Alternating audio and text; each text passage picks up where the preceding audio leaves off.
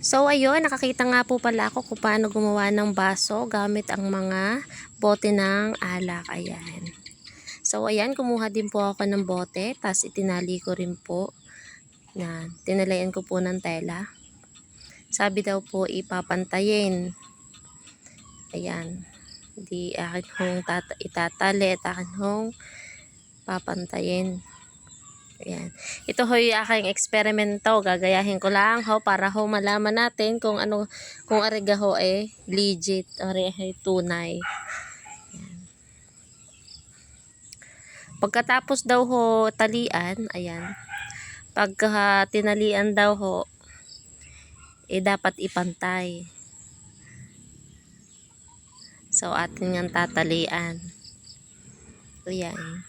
Ang ginamit ko po dito ay bote na hindi malinis. Testing lang po aray.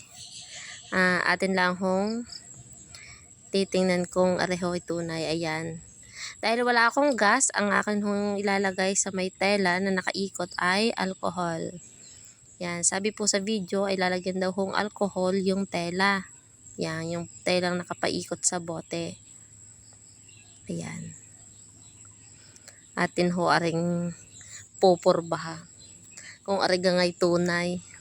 Ayan. Kung tayo gahoy makakalikha ng baso, gamit ho aring bote ng emperador.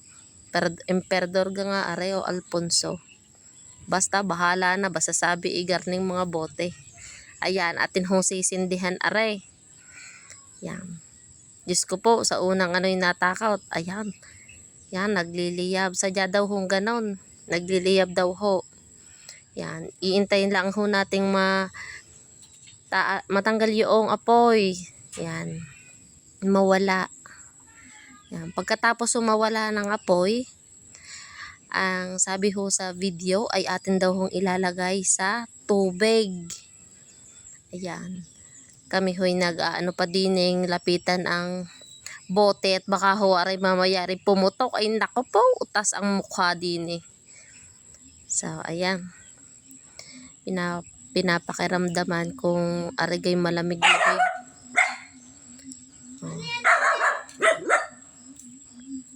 Ayan.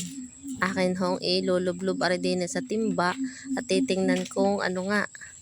Ay, aba nga ay naputol. Oh.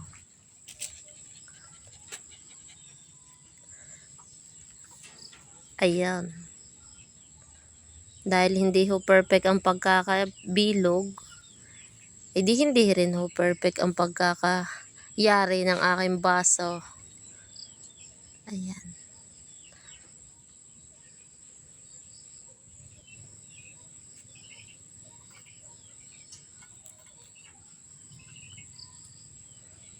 Ayan, munti ka ng ma-perfect, sayang. Pero okay na rin ho, legit naman pala ang paggawa ng ganare. Salamat po!